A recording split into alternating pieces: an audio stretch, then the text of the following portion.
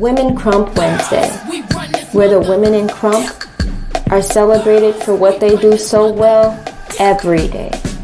Because the women in Krump are buck in every way. On Wednesdays, we get bugged. Yeah. Girls, who run the world? Girls,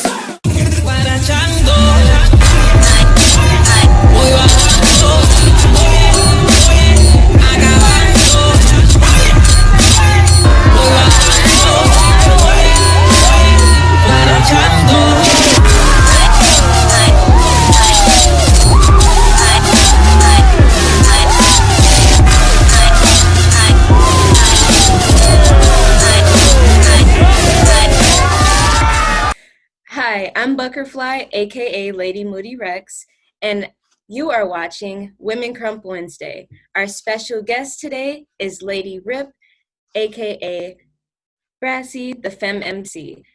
She is very multi-talented, and she is a part of the Black Flag crew, which originated in Boston, but she's a part of the Atlanta, Georgia chapter. And she's also a part of the Funk Lords worldwide in Atlanta, and the Krump Academy that was started by J Slash in Atlanta, Georgia. All right, well, clearly Atlanta, Georgia, because I keep saying Atlanta, Georgia. But I'm gonna get into this interview and stuff, but how are you doing? I am doing all right. How about yourself? I'm doing good. Had a rough start today, but Okay. it's gonna be a lot better. Yeah. So how have you been doing with all this pandemic stuff? I have my ups and downs, but it gave me some time, just like everybody else, to learn more about myself, and also, of course, training when I am motivated to do so, and even I try to push myself to do so. And there are days when I'm just like, I'm not feeling it. My body will tell me, no, you're not getting up doing this. And my spirit's just like, but, and my body's like, no. And it be like that sometimes. But I started listening to podcasts a lot. And it got to where when I do workouts, I will listen to the podcast at the same time. And I love doing it in the mornings. So, been doing my best in eating healthy. I can tell you I am kind of burnt out on cooking. At the beginning, I'm just like, oh, I can do this. Okay. And I'm like, okay, this is getting tiring. I see what my grandmother was talking about. I'm like, I want to order pizza now. like a vegan pizza. Like, I can't right now. I don't feel like it. So it's just, ups and downs. That's pretty much it. But overall, I feel like it's a great time for everybody to like reflect on things, and taking time to reach out to people that you hardly speak to, because even during this time, I've reached out to so many relatives and even people I haven't spoke to in a long time, because before this hit us, we were so busy in our own little worlds and stuff. And even still now, I still am, but I still like take the time to kind of stop and just be, and just, call up your cousin. Remember, they're here in Atlanta. Like, I'm going to spend time with a relative on Memorial Day. And usually I'm either with my crew or whatever, but this time it seems more family oriented. I even reached out to other relatives I haven't spoke to in years. So it's I can say it, even though it has its pros and cons to it, like the unemployment and things of that nature. It has a positive effect to the whole situation. Mm-hmm. Yeah, that's important to take time for yourself, though. I'm glad that you do that and that you're like cooking, even if you're tired. That's the best thing to do. Like, all right. So, when did you start Krump and why? So, I am one of those ones who started around when Rise came out. And I'm one of the ones that stopped at some point because I was, at the time I was in high school, that was like 2000. I graduated in 08. Okay. And I was focusing more into college at the time. So all the dancing from like what I knew from popping and taking from music videos and stuff, and even when I first heard and learned a little bit about Krump, I just put that to a halt because I went to college. Yeah. And then, so that's like around 2005, 6, 7-ish or so, somewhere around there. And then when I moved down here to Atlanta, because I transferred schools from San Francisco to here. Okay. I went to a liberal arts institution, and I met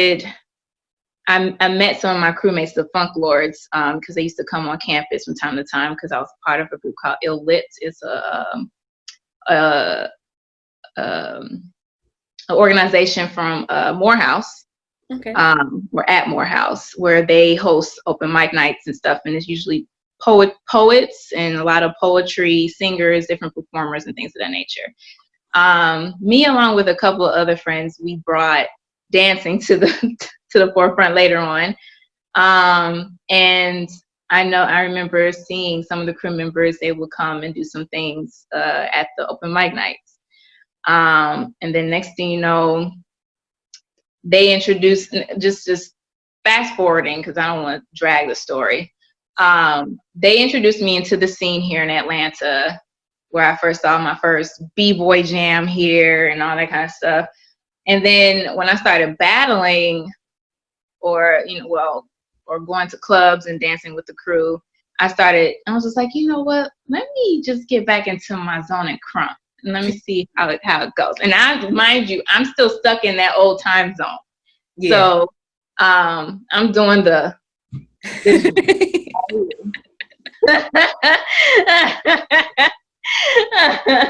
and then the arm swings and all that. Yeah, all that. The old, like that old school stuff. And then when I did it in a battle, I can't remember which battle it was. I remember running into Little Grand Finale. He's not really as active anymore here. He's more into film. And the other one, his name is Joshua Cleveland. He's Canvas. And he's more into film as well. They both are. So you don't really see them as much around Atlanta. But they both, I ran to one and he told me about Krump sessions. I was like, okay, I'm gonna check it out. Didn't get around to doing it yet. Then I ran to the other and then he told me about it. I was like, all right, let me check this out. So I go to the Krump sessions here in Atlanta, and it was kind of like equivalent to like a culture shock because it's like different from how I can remember how Krump was. And I was just like, this is what happened? We don't do what we do anymore. Oh, okay. Like what happened? So so even like till now I'm still trying to adjust to everything. But that was around 2000 and let me make sure I get it right. It's around when Variant was starting back, because when he came back into it, I was also coming back into it as well. So right around the same years as him. Was it 20? I want to say 2014 through 16-ish, around that bracket. Okay. When I came back into it. And so that kind of gives you a little bit of, I guess, if everybody could, do the math from there. And then I eventually got up under Goliath at the time. So I was Girl Rowdy Goliath at first, and then later on down the lines, I was Lady Rowdy Goliath. And then years on down the line, next thing you know, Rip comes down he wanted to teach a workshop down here. And so So I was, when I took his workshop alongside with other people, I was starting to learn a lot more. And I was like, okay, this is like dope, like, so I was taking in from what he was giving to us at the time from the workshop. And even he was sessioning with us here whenever we had sessions and stuff. So he offered, and I'm being honest with you with this whole story, he offered the opportunity for me to be up under him. And so, of course, I had to speak with Goliath about it. Goliath didn't have a problem with it. He said, just do you. He's cool with it. Goliath was, dealing with things with his life at the time. So I initially went on ahead and took the initiative to be up under Rip. And here I am, Lady Rip, still learning from him and still growing in this wonderful movement that we are all a part of. So if that answers your question, even though it's long. I love long answers because it shows that you actually care about what you're saying and not just like, all right, yeah, okay, next. True. Well, sometimes it be like that with people, though. They'll be like, yeah, I did it for this years and years, that's it. So everybody's experience is different, though. I talk a long time, like when I speak, so I like when other people do it because then I don't feel alone. I feel you. I can be a chatterbox too, so I try to, I let people know, I'm like, don't let me chat your head off. I'll do my best not to, so especially in a timely fashion. I feel that. So you said you do popping and some other stuff. What other things do you do outside of Krump? So Art-wise. Art-wise? Dance-wise, I should say, because you have some other artsy stuff that I'll ask about later. I do popping. I play around with whacking. I love dance in general. Dancing, I feel like I was born a dancer. I will say my mother can even tell you. Like, she even told me when she was pregnant with me, she was dancing. I took over my mother's body. That is the most craziest yet powerful thing ever. But like she even took in my attitude and everything. It was crazy. But yeah, and then she mentioned about when I was, 2 or 3 years old, we was at like a little family function or something, and I was dancing. I don't remember this at all.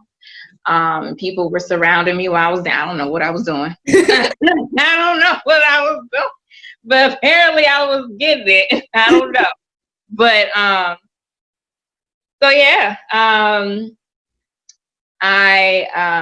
love African dancing. I love Afrofusion. I love Afrofusion music, Afro beats, whatever you want to call it. People, it can be a little fickle of a topic or whatever, because some people just like, no, it's Afrofusion, and some people will call it Afro beats. So I love house. I love Afro house, especially because you hear those drums and it's like, it just speaks to my spirit, So let's see what else. I mean, man, I'm just open to a lot of things. Like, I have respect for a lot of different like dance styles. I can't even, like, even though I haven't touched some more than others, I just, I respect the culture and what they're doing, as long as they're not being disrespectful. I actually used to want to be a beat girl, actually. Breaking was actually the main thing I wanted to do, and I didn't have the resources or anybody that could teach me, so I resorted to popping and then later on Krump when I was in high school. So yeah, and so when I met the Funk Lords, I was like, oh, this is my great opportunity, because some of them are beat boys. I was like, I can learn how to break. Oh my god! But it's a lot of work. Breaking is a but I still love it. I love Top Rocks. Top Rocks is like one of my favorite, and Rocking, when they do the rock and they do the Apache line and they rock with each other, having their invisible weapons and stuff towards each other, and they yo, it's dope. And just the whole entire hip hop culture in general, like, it's my heart. So as far as you want to get to the visual art side, you want me to talk about that as well? Yeah. So my other love as a visual artist, I actually drew a lot as a kid. Drawing was just having that pencil and paper. That was all me, hands down. Yeah, crayons, yeah, markers, but it was always the pencil and paper. And I dabbled a little in like animation, like cartoons. That was where I was majoring at before I transferred here in Atlanta. I was at the Art Institute in San Francisco at the time, and media arts and animation was my major. So now I'm trying to get back into that. But I tend to still like to draw, so I think I'm more of an illustrator than anything. But animation, I still love it. Like I actually have a piece that I'm working on. I made 37 pages right now. So I'm on my 38th, and my character's just like, just let me know when you're ready. he's looking like just standing there, just sitting there on the light box right now. Wow. But yeah, that's all I can remember as far as skill set wise of what I can do with animation. I like the traditional animation, and I like stop motion animation as well. I've dabbled a little bit in that as well. Doing a few help volunteer with a couple of projects with some of the people in the organization I'm a part of called ASIFA South. It's the Animation Association here in Atlanta in the Southeast region of the United States. It was founded in France, but now it's like worldwide, and we are one of the Southern chapters. So I'm still like learning as a new committee member right now. And it's a lot of work. Them people, they working. So I'm like, okay, when do y'all need me? And they're just like, the president's just like, don't worry about it just yet. We're still getting you, prepared and prepped and stuff like that. So I'm just like, all right. So that's that's one of the things that I've been doing recently. Painting, I have a love-hate relationship with that. But it just depends. Like the work that I've produced recently, it was based on women in the street dance or street hip hop culture, and Black figures. I wanted to cater towards Black women, because most of the street culture came from in the areas in which people of color. So I just wanted to dedicate that series of work, and still want to continue on with that series of work, whether it be breaking, crumping, popping, whatever. It's a part of the street culture, and we have history behind it. So I wanted to pay homage to those of African descent, the OGs and stuff like that. But also I wanted to pay homage to the women, because I see how we are just doing the damn thing right now. I feel like history's being made for women right now in all of the dance cultures and all of the cultures, even in hip hop too. So it's just a great thing to witness. And I was just, even since when I was in middle school, I'm just like, why aren't there any girls that be doing this? Like, where are the ladies? Guys doing it all the time. Like, you know what? I'm gonna do this. And that's how it happened with me in dance, because I used to go to school dances. Every time I find out about one, I would make sure I'm there, and doing my thing. So yeah, glass blowing. I haven't been in the studio in a while due to the pandemic, but I've noticed that my colleagues, they will be in the studio sometimes. I'm like, you're crazy. And on top of that, that's heat on top of heat and Georgia heat. So yeah, I've been in that environment during this time, and it's no joke. That heat is no joke. I've had an incident before there where I think I forgot to put my goggles on, and I was picking through the glass. I wear gloves and I'm supposed to wear goggles, and I forgot to put the goggles on. So a piece of glass flew in my eye, and I think it's still there. Sometimes I feel like I feel it. It's gross. But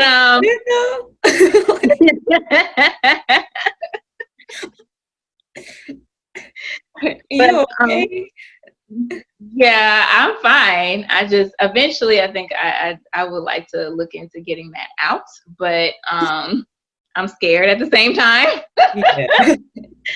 So yeah, the glass blowing, I do love it still. I like to work with my hands. I'm a hands-on person and a hands-on learner, besides visual learner. And making the earrings out of glass was it's an interesting experience, making the studs to the dangles, and it's also a learning experience, knowing like if it's going to be too heavy for the earlobe, you got to consider who is sensitive to certain metals and stuff, and you're getting more into like jewelry making type stuff.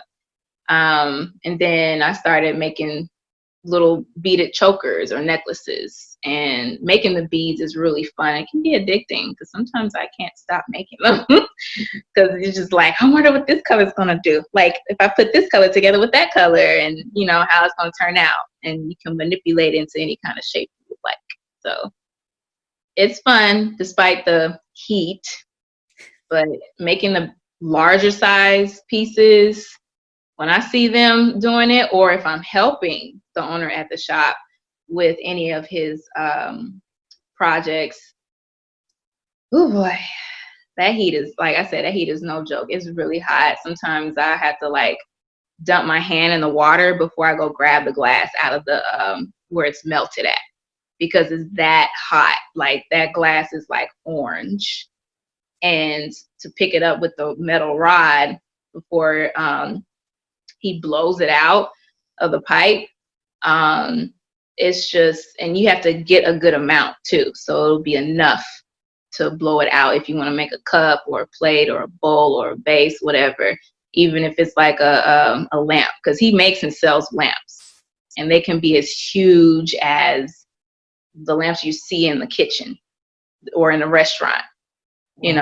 Some of the restaurants and places here in Atlanta, he probably made them for them from orders. So I mean, it's labor intensive. If you don't make it right, sometimes it'll crack, it'll fall off the rod if you don't have it on there right, and sometimes it don't break. It'll drop like a bowling ball, and you'd be like, oh, I can pick it up, but you gotta put on gloves to pick it up because that bitch is still hot. So excuse my French, but yeah. So that's just give you a little teaser of what it's like at a glass blowing studio. Nice. So the first time I saw you in person was last year at Queen Session. Mm-hmm. And I was like, okay, she putting on some lipstick during her round. Let's go. Like, it was so different from anything I've seen. And like, I really liked it. And I was like curious, where did that concept come from? Or what is your character? Like, explain your character, I guess, like for Krump. So, Brassy is supposed to be like the sassy, bold, feminine but masculine at the same time type of character. She has an attitude, can be bad, and again, sassiness goes along with that. So using the lipstick, I wanted to show my audience, you know, I'm a woman. I'm letting you know, like just literally, I am, you know, I'm a woman. I'm going to put on lipstick and I'm going to show you I can be pretty, but I can be buck at the same time.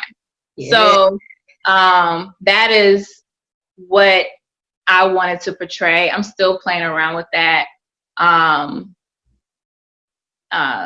You know, thinking of different ways on how I can use that concept with the lipstick and stuff.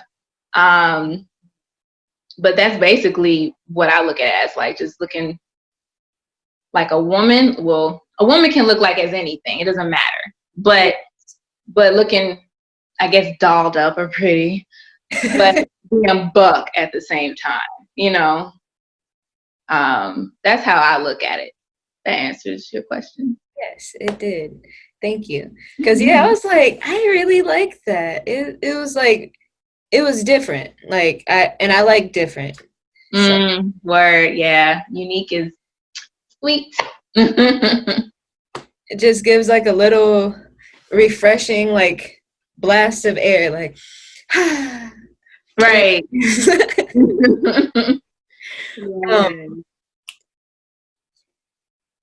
So do you have any future plans that you want to? Okay, that's not how I wanted to ask the question. Okay, let's start over. Do you have anything that you want to do in the future for Krump? Or that you want to bring into Krump that isn't there right now? Or that you want to highlight? That's, I don't know. I think I asked that really weird.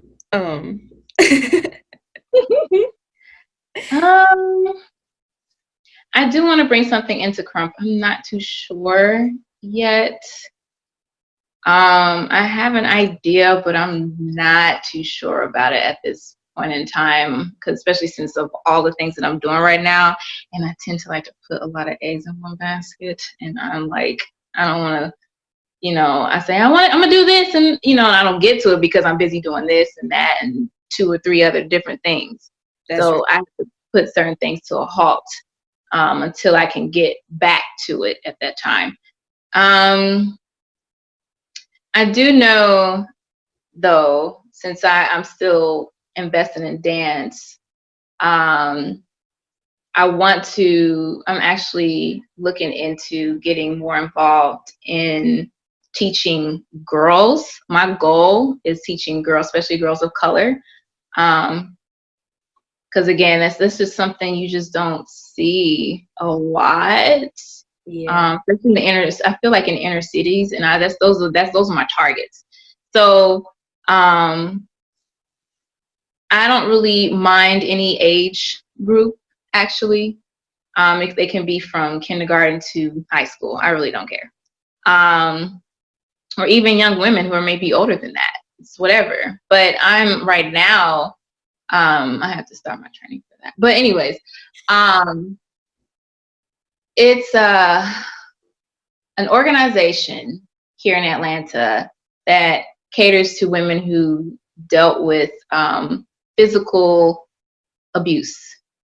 And as a person who has witnessed it mildly before, as a kid, I was just like, you know, since I dance a lot, it's a great release. So it's just like, I want to give back, you know, to at least, you know, to these women. It would be dope to bring Krump to them, even if it's popping or any other style. Yeah. But I just feel like Krump will be a great way to do that. So, if, you know, once I feel confident to teach them, to know how to teach them, what I know, and from what people would, you know, tell me what I could teach them in the classes or workshop or whatever it will be, I will want them to take from that. You know, it'll be a great release for them, you know, and that'll be my way of like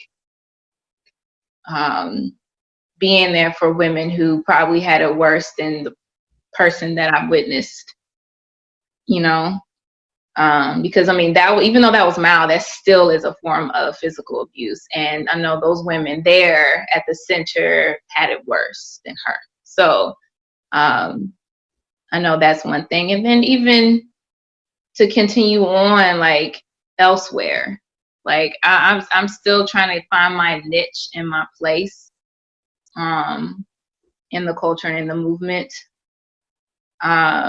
So yeah. Okay.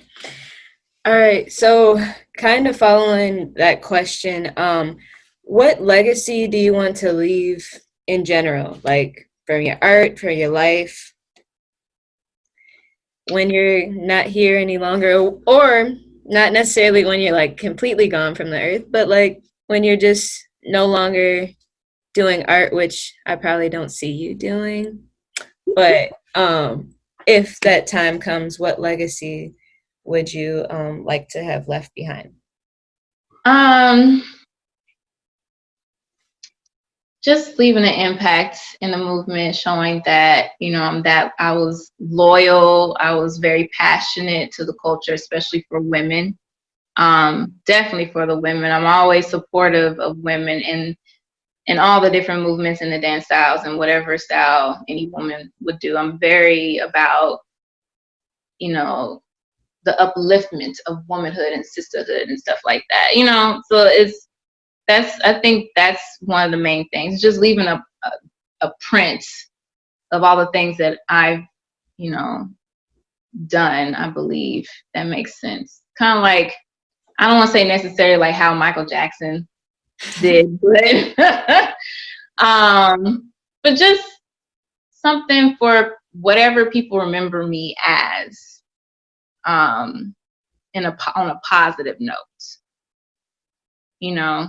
So hopefully I think that's a good way to look at it, I guess. I like it. All right. So I don't have any more questions, but is there anyone that you wanted to give a shout out to, or anything that you want to like plug right now? Like, the floor is yours to just, have at it. Well, I would like to shout out to you for doing this and having this the Women's Krump Wednesdays, is that what it's called? Yes, taking initiative to do this, that's dope. I salute you for that. Shout out to all the women in the movement. Shout out to Black Flag, gang gang. Rips up all day, gang gang again. Funk Lords. Anybody else I left out, please forgive me. I love you, and I know you know that. I love you. So, yeah. I think that's. And can you remind us what region you're repping? The Southeast region. Okay. All right. So I got really excited, but anyways, thank you for sharing your story. I really appreciate it. Like, I enjoyed listening to it, and I'm pretty sure they will too. So thank you all for tuning in for this week's Women Krump Wednesday with Buckerfly, aka Lady Moody Rex, and Lady Rip, aka Brassy the Femme MC. But all right, love you all. Peace, resilience, love yourself, get buck, all that. I don't know. Any last words? Oh, also, I want to give a shout out to Kansas City. That's my hometown. Okay. That's where I'm originally from. So I don't want to forget them. Midwest all day, born and raised. Hey. So got love for my peeps out there. So yeah, I don't want to forget my peeps. All right. Thank you. You're welcome. Women Krump Wednesday, where the women in Krump are celebrated for what they do so well every day. Because the women in Krump are buck in every way. On Wednesdays, we get bugged. Yeah.